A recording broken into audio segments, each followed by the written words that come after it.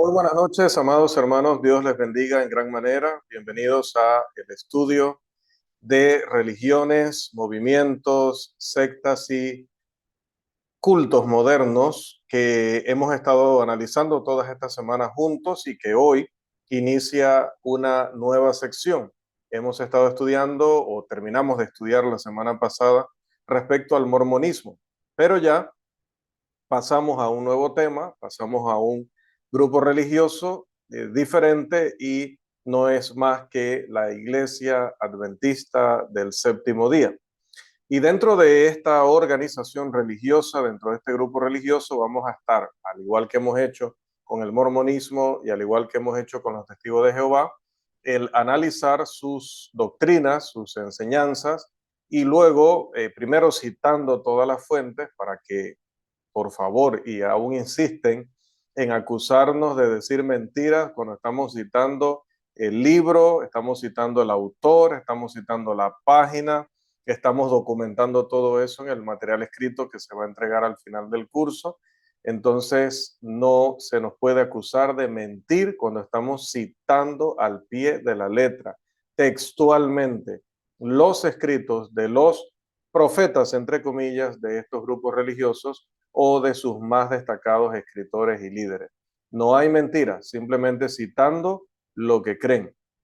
De hecho, me parece curioso que al mormonismo le dé vergüenza las enseñanzas de su profeta, porque es la única explicación que encuentro. De hecho, le pregunté a alguien en los comentarios si le avergüenza lo que él escribió, lo que él practicó, tener 30, 40 mujeres, si eso que está documentado en la historia y está enseñado también en sus escritos, que supuestamente son revelación de Dios y son sagrados, si eso le avergüenza, porque de que es verdad desde todos los puntos de vista y por todas las fuentes citadas, igual que muchas otras cosas que dijimos. Ahora vamos a entrar a estudiar, como mencioné, a la iglesia o considerar algunas doctrinas y algunas situaciones históricas de la iglesia adventista del séptimo día. Y también vamos a citar a la que en la práctica es su profetisa y también autores destacados dentro del grupo, líderes y obras, libros que son una guía eh, oficial dentro del grupo religioso acerca de lo que creen y lo que practican. Así que aquí no hay mentira, aquí no hay deshonestidad, aquí hay evidencia y si uno pertenece a uno de estos grupos no se debe ofender, simplemente vamos a citar lo que ustedes creen, vamos a citar de sus libros y obras. Ahora, si respecto a lo que vamos a responder con la Biblia, usted dice, bueno, esa respuesta suya es insuficiente o esa respuesta suya no es correcta, creo que el comentario estaría más justificado desde su punto de vista. Pero decir que mentimos cuando estamos citando no tiene ni pies ni cabeza. Así que vamos a iniciar nuestra lección número 12, la doctrina acerca de Dios de los adventistas del séptimo día.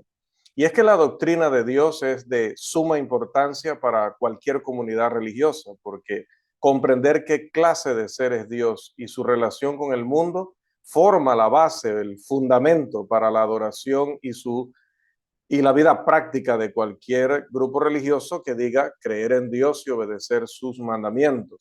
Y al discutir la doctrina de Dios desde la perspectiva de los adventistas del séptimo día, vamos a considerar estos tres puntos: la naturaleza y los atributos de Dios; en segundo lugar, las evidencias de su existencia o revelación; y en tercer lugar, la obra de Dios.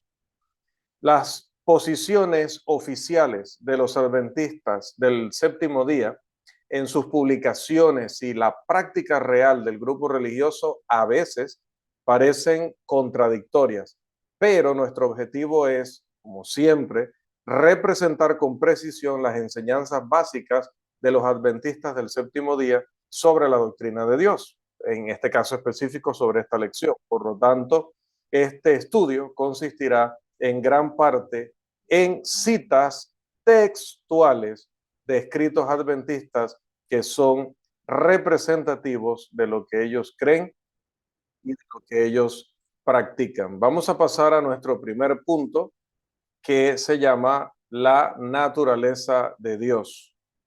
La naturaleza de Dios.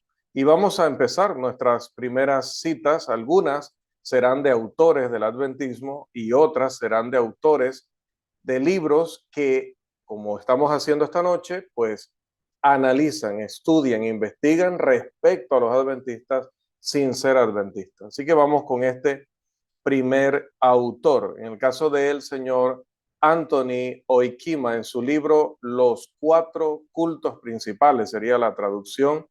Vamos a ver lo que él afirma. Dice, en lo que respecta a la doctrina del ser de Dios, los adventistas del séptimo día no difieren del cristianismo histórico. ¿Y por qué el señor Oikima menciona esto? Lo dice así, porque a diferencia de los mormones, los de ciencia cristiana o los testigos de Jehová, los adventistas del séptimo día afirman claramente que creen en la Trinidad. Y si nosotros nos vamos a la segunda afirmación en una obra llamada Las creencias fundamentales de los adventistas del séptimo día, ¿qué encontramos allí, hermano Carlos, por favor? Que la deidad o Trinidad consiste en el Padre Eterno, un ser personal y espiritual, omnipotente, omnipresente, omnisciente, infinito en sabiduría y amor. El Señor Jesucristo, el Hijo del Padre Eterno, mediante quien todas las cosas fueron creadas y a través de quien se llevará a cabo la salvación de las huestes redimidas. El Espíritu Santo, la tercera persona de la deidad, el gran poder regenerador en la obra de redención, Mateo 28, 19, Isaías 44, las creencias fundamentales de los adventistas del séptimo día. Gracias, hermano Carlos. Bien, ahí tenemos expresiones de lo que creen respecto al Padre, al Hijo y al Espíritu Santo. Entonces, esta declaración establece claramente la personalidad e infinitud de Dios Padre, así como la personalidad y plena deidad del Espíritu Santo y Jesucristo. Estamos bien, hasta allí el señor Oikima tiene razón, no difieren de lo que ha creído siempre la cristiandad en general y el cristianismo del Nuevo Testamento en particular. Vamos a ver otro autor que también habla sobre este mismo punto, como es el señor Leo Rosten, en su libro Religiones en los Estados Unidos o Religiones estadounidenses. Al hablar sobre los adventistas del séptimo día, menciona lo siguiente: reverentemente adoran al Padre, al Hijo y al Espíritu Santo, tres personas en un solo Dios. Y lo hacen porque creen que esta es la enseñanza de la Biblia sobre Dios en su relación con este mundo y la raza humana. Es interesante señalar que los primeros adventistas, vieron la foto en la portada, esa es la foto de los que se dice históricamente que fueron los primeros adventistas, los primeros miembros de la iglesia adventista. Pues resulta que ellos, estos primeros miembros no trinitarios, se oponían al concepto de la Trinidad porque sentían que esta creencia era contraria al sentido común y a los pasajes del Nuevo Testamento que indicaban la subordinación de Cristo al Padre.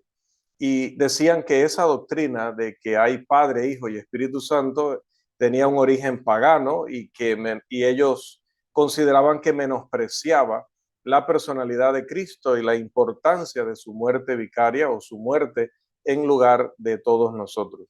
Los escritos de Ellen White, Ellen White, que es la que mencionaba como profetisa, aunque no preciso que ellos se dirijan a ella con ese término, no recuerdo si lo usan específicamente, pero es su profetisa, que empieza a escribir más o menos desde 1869 y que sus escritos aumentan en las décadas de 1870 y 1880, fueron en gran medida responsables de que estos primeros adventistas cambiaran esa posición no trinitaria por la actual, que sí es trinitaria. Los escritores adventistas, incluso en uno de sus libros, como ese libro que en español se llamaría Preguntas acerca de doctrina o Preguntas sobre doctrina, expresan la creencia de que las citas de literatura antigua y desactualizada, generalmente sacadas de contexto, han presentado una imagen distorsionada de las creencias y enseñanzas de la Iglesia Adventista del Séptimo Día en la actualidad. Así que ellos hacen la siguiente declaración. Vamos a leerla, por favor.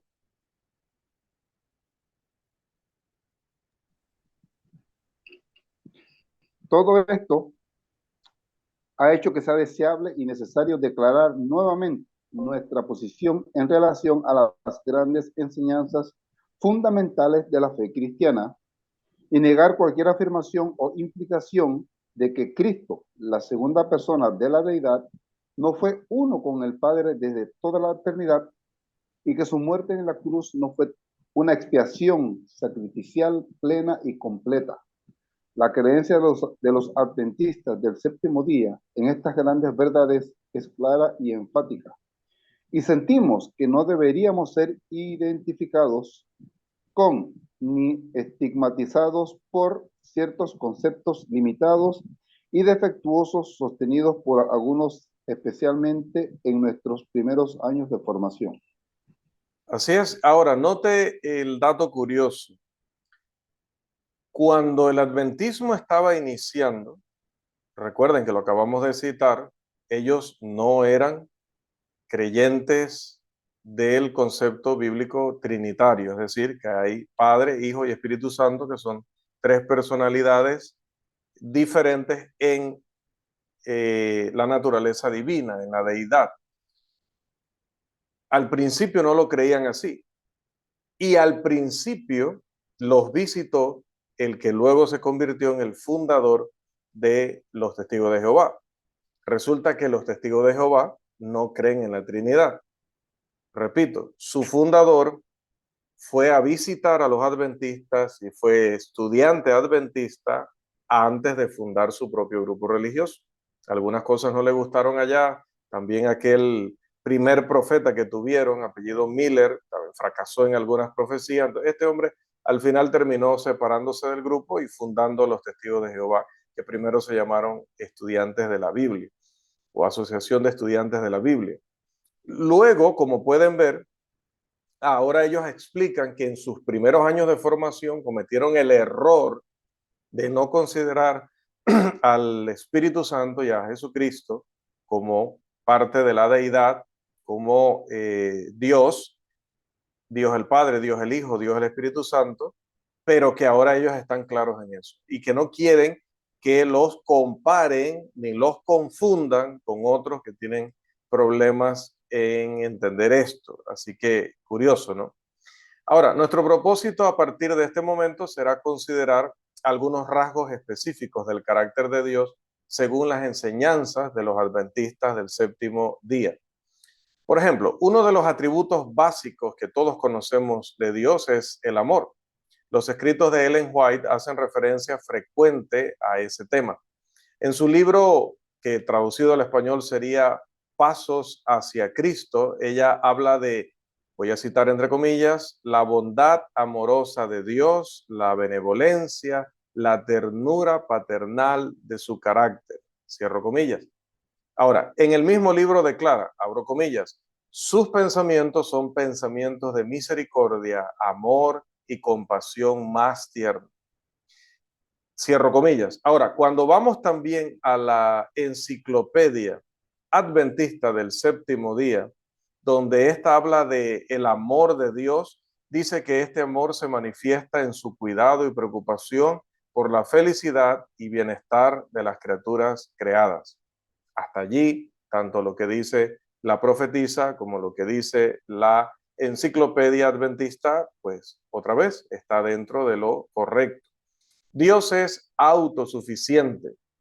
Vamos a ver otra cita, creo que la tengo aquí, sí, correcto, el doctor Richard Rice en su libro, sería en español, La apertura de Dios. Vamos a leer, por favor, lo que dice este autor. Dios es autosuficiente. Es el único ser que existiría, aunque no existiera nada más. En la Enciclopedia Adventista del Séptimo Día se afirma: Dios es autosuficiente. Toda otra vida proviene de Él como un regalo. Gracias, hermano. Allí se me olvidó separar esos dos párrafos. Primero habla Richard Rice y en su libro La apertura de Dios, y luego citamos de la Enciclopedia Adventista del Séptimo Día. O sea que hay en realidad dos citas que debieron haber estado en presentaciones diferentes. Por alguna razón se me quedaron juntas allí. También Dios es eterno y vamos a citar a otro doctor, al doctor, ahí dice Jig, pero es Vick, el doctor Edward Vick. ¿Qué dice él en su libro, que traducido al español su título sería Hablando bien de Dios? ¿Qué dice sobre la eternidad de Dios? Dios es eterno. Esto no es simplemente negar que Dios no muere. Más bien afirma que Dios trasciende las limitaciones del tiempo. Así es, este es un teólogo adventista y lo que dice es totalmente correcto. La Enciclopedia Adventista del Séptimo Día también señala que Dios es fiel e inmutable y citan Malaquías 3:6 y Deuteronomio capítulo 7 versículo 9. También se afirma que Dios en esta obra y en los libros de estos autores mencionados, Dios es omnisciente, omnipresente y omnipotente. Su conocimiento es completo y perfecto y Él siempre está cerca. El ser humano no puede escapar de la presencia de Dios. Dios es el gobernante soberano de todo y su poder es absoluto e infinito. No podemos estar en desacuerdo con todas estas afirmaciones. También que Dios es santo, citando Oseas capítulo 11, versículo 9. Creen que Dios puede ser absoluta o solo Él puede ser absolutamente santo, ya que solo Él posee una comprensión infinita de la perfección absoluta del carácter. Otra vez en lo correcto. Todos los estudiosos serios de la Biblia estarían de acuerdo en que Dios es el dador de la vida y que el amor y la inmutabilidad también son atributos divinos. Sin embargo, estas características tienen un significado particular en nuestro estudio de la doctrina distintiva adventista porque luego utilizan estas cosas que han dicho, que son verdades, para aplicarlas a una conclusión que ya no lo es sobre el castigo eterno, particularmente. Por ejemplo, según los autores del libro ya citado, Preguntas sobre doctrina o acerca de doctrina, existen tres razones principales para el rechazo que ellos tienen de la doctrina del tormento eterno. Y vamos a ver cuáles son esas tres razones, por favor. 1. Porque la vida eterna es un regalo de Dios. Romanos 6:23. Los impíos no poseen esta vida. Ellos no verán la vida. Juan 3:36. Ningún homicida tiene vida eterna permanente en él. Primera de Juan 3:15. 2. Porque nos parece que proporciona una mancha en el universo de Dios a lo largo de la eternidad y parece indicar que es imposible para Dios mismo abolirlo. 3. Porque en nuestro pensamiento esto restaría importancia al atributo del amor visto en el carácter de Dios y postula el concepto de una ira que nunca se aplaca. Gracias, hermano. En resumen, primero dicen, ellos entienden que si los impíos van a estar durante toda la eternidad en el castigo eterno, dice, bueno, tienen vida eterna porque están vivos y porque pasan toda la eternidad en ese castigo. Entonces dice, mire, estaríamos diciendo que el impío vive eternamente y hemos leído que los impíos no verán la vida y que no tienen vida eterna permanente, pero si van al infierno, sí tendrían vida eterna permanente. Así que por eso no lo creemos. Razón uno. Razón dos, porque dentro de ese regalo que Dios quiere dar a los fieles, que Dios quiere dar a los salvos, ¿cómo podría en el universo existir un lugar donde se sepa que haya miles de millones de personas sufriendo un terrible castigo por toda la eternidad. Eso sería una mancha, dice, en todo lo bonito que Dios quiere que haya al final de los tiempos. Y en tercer lugar, dice, esto no es compatible con lo que entendemos del amor de Dios, porque ¿cómo puede ser Dios amor teniendo una ira que nunca se puede satisfacer, que nunca llega a estar ya satisfecha, valga la redundancia o la repetición, con las demandas que hace del impío? Entonces, ellos también creen en el tema de lo que sucede con el alma, similar a lo que creen los testigos de Jehová. De hecho, recuerden, los testigos fueron un producto indirecto de las enseñanzas adventistas, pero ese tema del alma lo veremos en la lección número 13, no ahora, así que no voy a ahondar allí. El ser humano siempre ha sido tentado a hacer que Dios y sus enseñanzas se ajusten, como pueden ver, en nuestro pensamiento, dice ahí la frase, ¿verdad? El ser humano quiere que las enseñanzas de Dios se ajusten a sus propios límites e interpretaciones. Vamos a leer a Walter Martin, que no es un autor adventista, sino un autor que escribe acerca del adventismo, y lo que él dice en su libro, que traducido sería El reino de las sectas. ¿Qué dice Walter Martin sobre el adventismo en este punto? Es mi opinión que los adventistas del séptimo día han hecho precisamente eso. Primero, al predecir que un Dios de amor no castigaría eternamente a un ser consciente. Y segundo, al intentar forzar las escrituras, dentro del marco, del marco de pensamiento, mientras parece ignorar el contexto, la hermenéutica y la exégesis.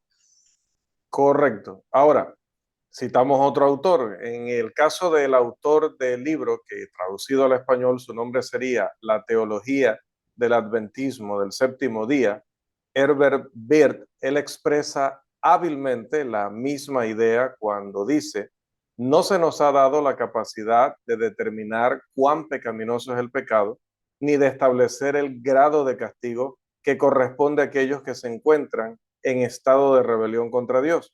Entonces, ahí serían quiénes somos nosotros para decir que el amor infinito y la retribución eterna son conceptos incompatibles. Allí explica precisamente que estas personas consideran que no es propio o apropiado en Dios castigar a las personas por toda la eternidad. Pero ya nosotros estuvimos considerando este punto con el jehovismo o testigos de Jehová, y tampoco vamos a ahondar en ello porque ya quedó claro. Las personas que por primera vez están visitando el canal en YouTube y se están encontrando con este resumen que salta este tipo de explicaciones, recuerde que puede ir a la lista de videos y ver las lecciones sobre los testigos de Jehová, donde se habla acerca del castigo eterno. Qué pena, qué lástima es tomar el hermoso concepto del amor de Dios y distorsionarlo en una doctrina que va en contra de la santa palabra, porque de que hay castigo eterno, como decía, hay una evidencia rotunda y contundente a través de toda la escritura. Es lo que le da sentido a ese juicio final y es lo que le da el valor al sacrificio de Cristo y a toda la oportunidad que Dios ha dado a través de los siglos en toda la historia de la humanidad de evitar ese lugar, y el hombre en su gran mayoría no ha hecho caso. No es culpa de Dios, es culpa del hombre. Vamos a nuestro segundo punto, que tiene que ver con la revelación de Dios. Los adventistas del séptimo día creen que Dios se ha revelado a sí mismo a través de la naturaleza, a través de la palabra escrita, a través de la providencia y a través de la encarnación de su Hijo. Ellen White observa o comenta en su libro Education o Educación: en todas las cosas creadas se ve el sello del Creador. La naturaleza testifica de Dios. Cierro comillas. Además, ella señala en su libro Pasos hacia Cristo que Dios busca darse a conocer de muchas maneras y que la naturaleza nos habla de él sin cesar. La Biblia es, en opinión de los adventistas, una fuente importante de revelación para la humanidad. Warren Jones, editor asociado de la revista Ministry, afirma: creemos firmemente que la Biblia, compuesta por el Antiguo y Nuevo Testamento, es la revelación escrita de la voluntad y el carácter de Dios y que ha llegado a la humanidad en su forma final a través de un proceso de inspiración. Y en Pasos hacia Cristo, el libro de Ellen White, ella afirma su creencia en la revelación del carácter de Dios a través de su palabra. Otra vez, tenemos que decir hasta aquí, todo lo que están afirmando es correcto, está bien. Es apropiado en este punto hacer referencia también a los escritos de Ellen White en relación con la revelación escrita de Dios.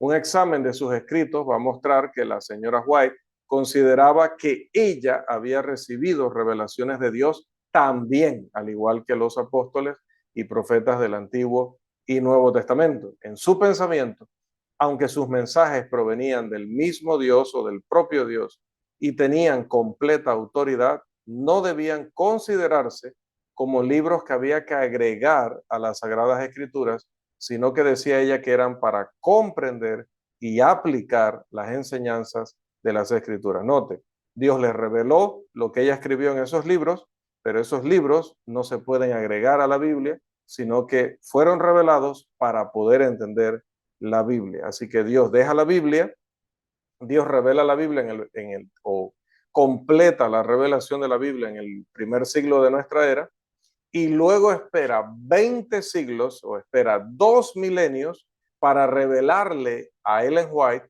cómo se debe estudiar y cómo se debe aplicar el contenido de la escritura. Sí, eso es lo que ella logró convencer a miles de personas, y hoy no solo miles, sino millones siguen sus enseñanzas. La importancia de los escritos de Ellen White para los adventistas son como instrumento para revelar la naturaleza y la voluntad de Dios, porque así lo consideran ellos, y no estamos mintiendo, sino otra vez basándonos en lo que los mismos autores destacados y los mismos pastores adventistas han enseñado a través del púlpito en muchas ocasiones.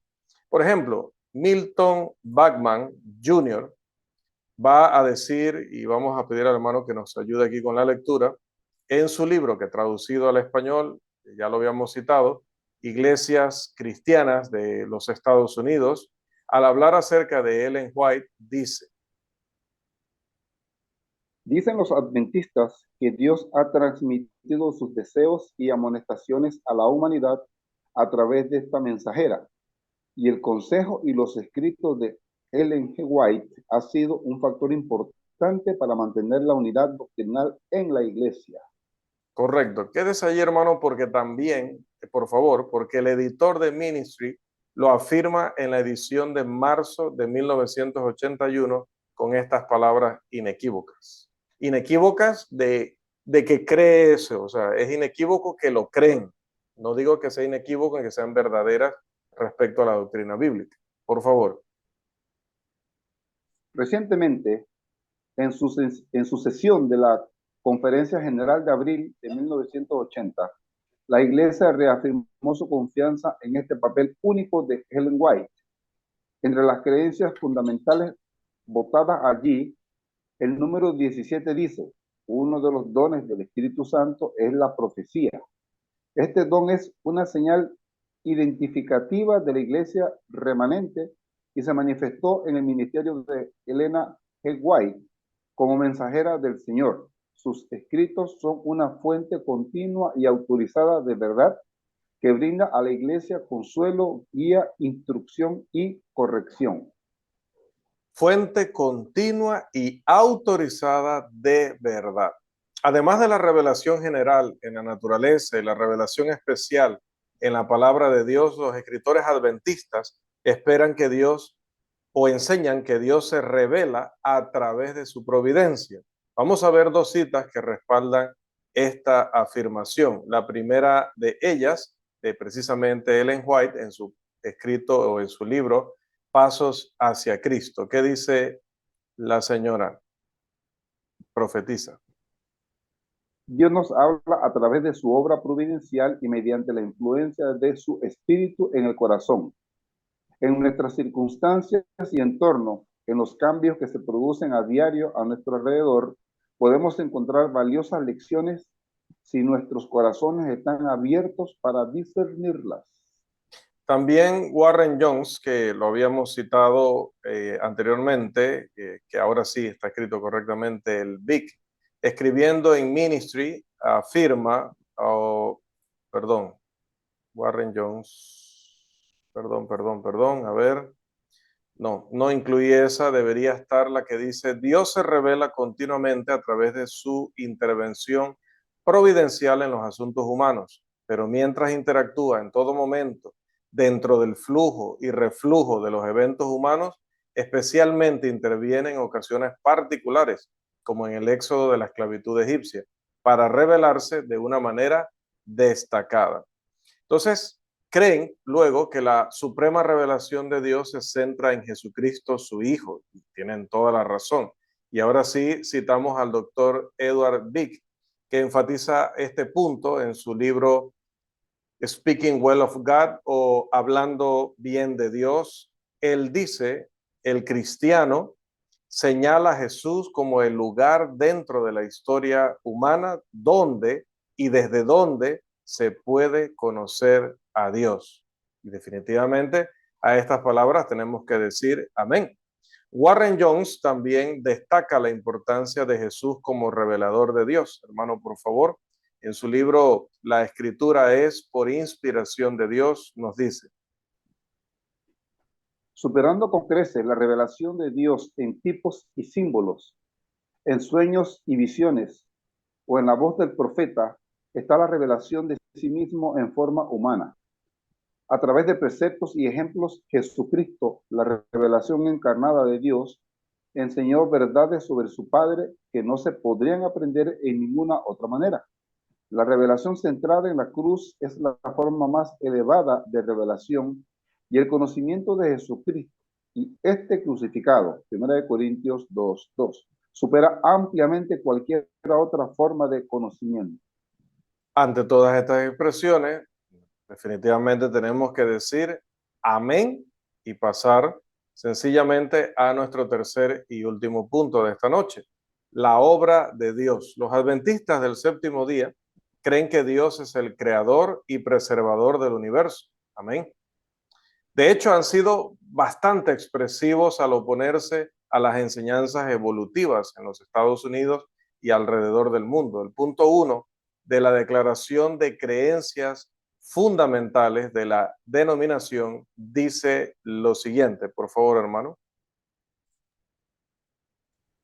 Creemos que Dios es el soberano creador, sustentador y gobernante del universo, y que es eterno, omnipotente, omnisciente y omnipresente. Además, se afirma que Dios creó el mundo en 6 días literales.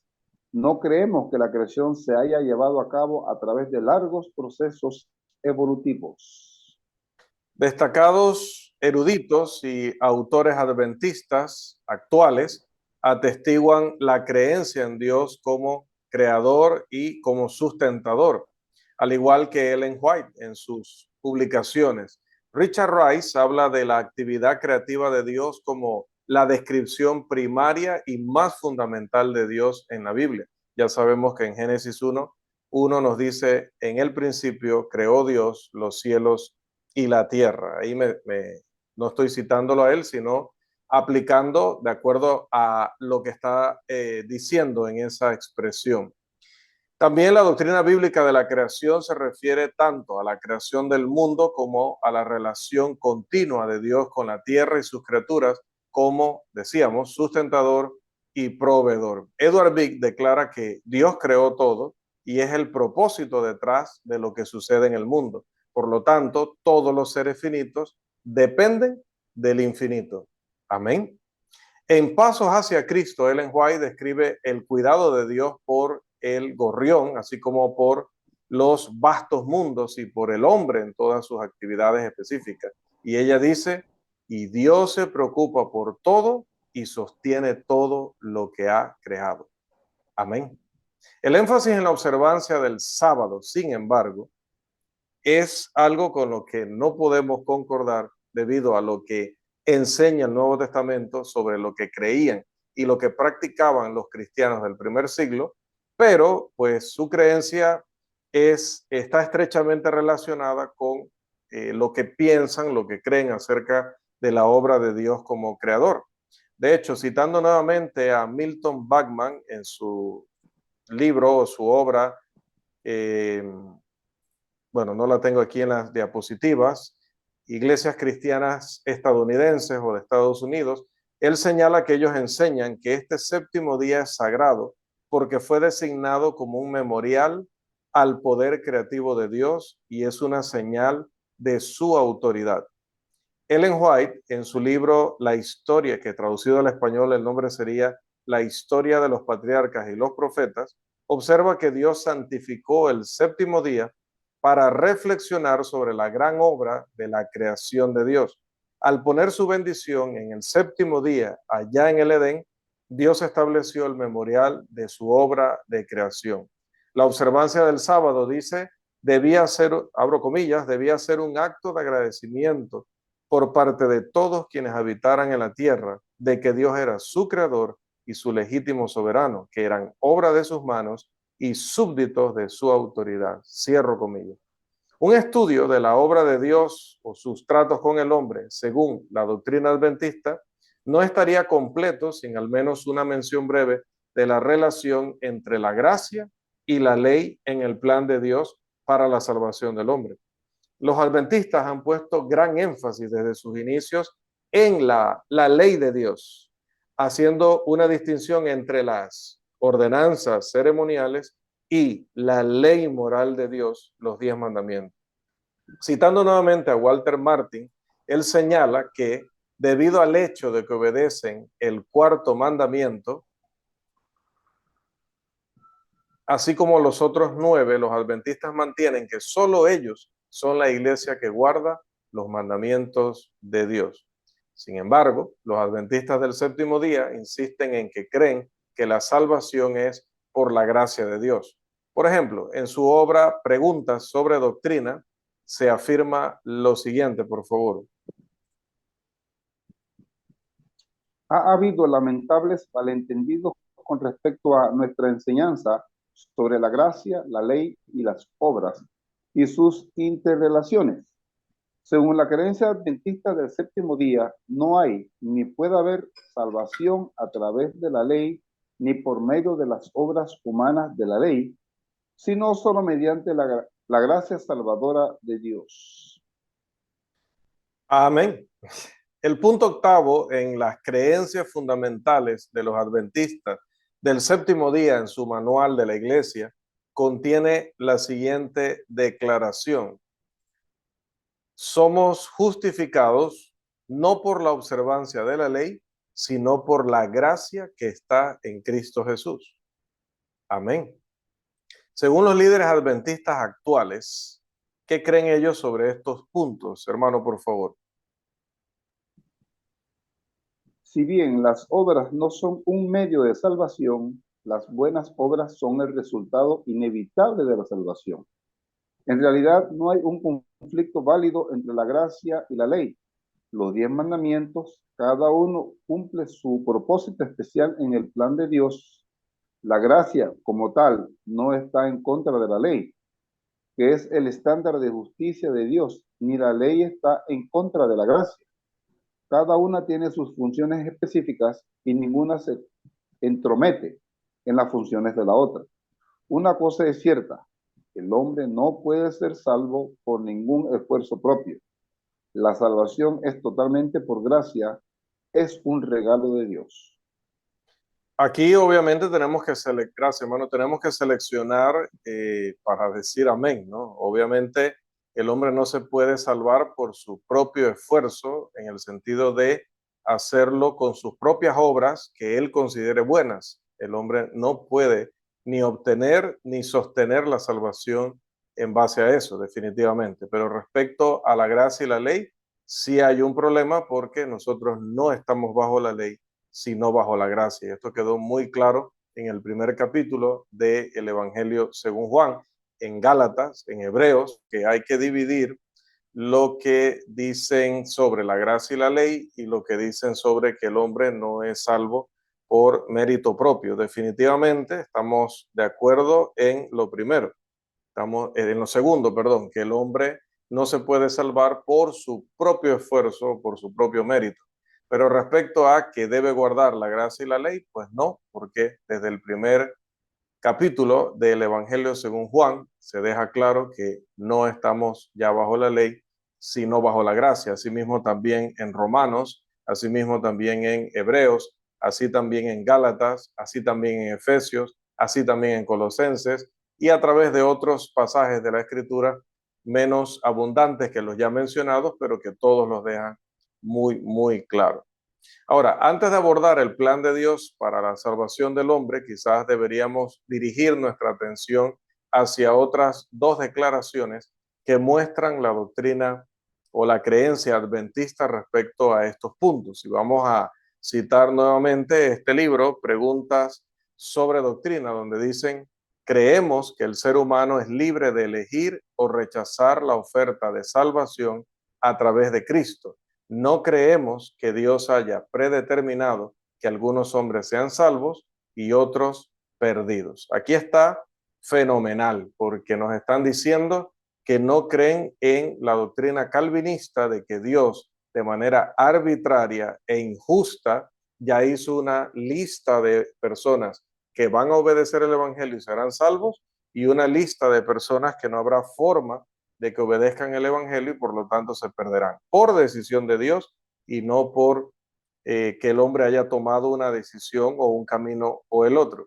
Bueno, por lo menos en esto también los adventistas están sumamente claros de que el calvinismo es una falsa doctrina y es un error. También si citamos a la profetisa en su libro Pasos hacia Cristo, ¿qué nos dice ella al respecto? El gobierno de Dios no está, como Satanás intenta hacerlo parecer, basado en una sumisión ciega, un control sin razón. Dios no fuerza la voluntad de sus criaturas. Una simple sumisión forzada impediría cualquier desarrollo real de la mente o el carácter. Haría del hombre un mero autómata. Ese no es el propósito del Creador. Decimos a esas palabras, amén. Finalmente, al hablar sobre la obra de Dios, se debe mencionar que, de acuerdo con su creencia en el premilenialismo, es decir, que va a venir un reino de 1000 años y que Cristo va a gobernar desde Jerusalén, el punto 22 del manual de la Iglesia Adventista del Séptimo Día, otra vez, siempre estamos citando, dice que Dios hará todas las cosas nuevas, la tierra, restaurada su belleza prístina, se convertirá para siempre en morada de los santos del Señor. Por lo tanto, este grupo cree que en lugar de llevarnos al cielo, a un lugar espiritual, a un lugar superior a todo lo que hemos conocido toda la vida, pues Dios va a renovar la tierra para que vivamos en ella por toda la eternidad. Y esto ya ha sido respondido en el estudio sobre los testigos de Jehová, pero la Biblia es sumamente clara en que no es en esta tierra. Jesús dice también en el Evangelio según Juan capítulo 14 que él se iba a la casa de su padre y que allá hay mansiones y que luego de construir esas mansiones vendría por nosotros para que nosotros estuviésemos allá con él. Tesalonicenses nos dice que recibiremos al Señor en el aire, primera de Tesalonicenses capítulo 4 y hasta el 5.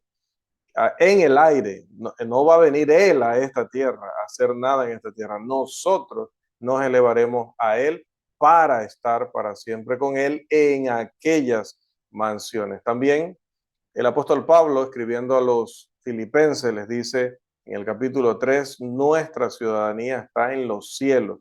de donde también esperamos a nuestro Salvador Jesucristo. Entonces, ¿de dónde Él va a venir? De los cielos. ¿Y dónde está nuestra ciudadanía? En los cielos. Por lo tanto, allá en los cielos ya es donde nosotros vamos a residir si somos fieles hasta el fin, como enseña la Escritura. Amados, en conclusión, al considerar la doctrina de Dios, encontramos que las creencias adventistas del séptimo día con respecto a la Trinidad, los atributos de Dios, la revelación de Dios, el papel de Dios o la función de Dios como creador y preservador del universo, y Dios como autor de la salvación a través de su gracia y la libre agencia moral de cada hombre, son en gran medida, sinceramente y honestamente, consistentes con las perspectivas generalmente aceptadas en todo grupo que dice seguir la Biblia y creer en Dios Padre, Dios Hijo y Dios Espíritu Santo. Sin embargo, a partir de esas verdades, a partir de esas doctrinas bíblicas, han caído en un sinnúmero de errores. Es paradójico que los adventistas del séptimo día admitan libremente que la Biblia es objetivamente la palabra autorizada de Dios, pero recurran a los escritos de Ellen White como dijo ella misma, como una luz menor que guía a hombres y mujeres hacia la luz mayor. Es lamentable que el rechazo de los adventistas del séptimo día, del tormento eterno para los impíos, se base en un concepto distorsionado, no bíblico, del Dios que es amor o el Dios amoroso. Que la observancia del sábado como día de reposo, incluso en el nuevo pacto de Jesucristo, tenga sus raíces en su reconocimiento, que ese sí es legítimo, de Dios como creador, pero que luego pues lo utilizan para decir que por eso tenemos que seguirlo guardando porque Dios sigue siendo ese mismo creador. O que la observancia de los 10 mandamientos y otras partes de la ley mosaica, según su punto de vista, sean una señal de obediencia a Dios. Que se le haya asignado a Dios la tarea de hacer todas las cosas nuevas en esta misma tierra para que vivamos por la eternidad en ella, según la teoría adventista del premilenialismo. Las opiniones adventistas del séptimo día sobre la doctrina de Dios contribuyen directamente a hacer de ellos, lo lamento mucho, pero hay que decirlo, una secta religiosa, aunque bastante peculiar. Hasta aquí, amados hermanos, nuestra lección número 12, Adventismo y la doctrina acerca de Dios. Que el Señor les siga bendiciendo ricamente.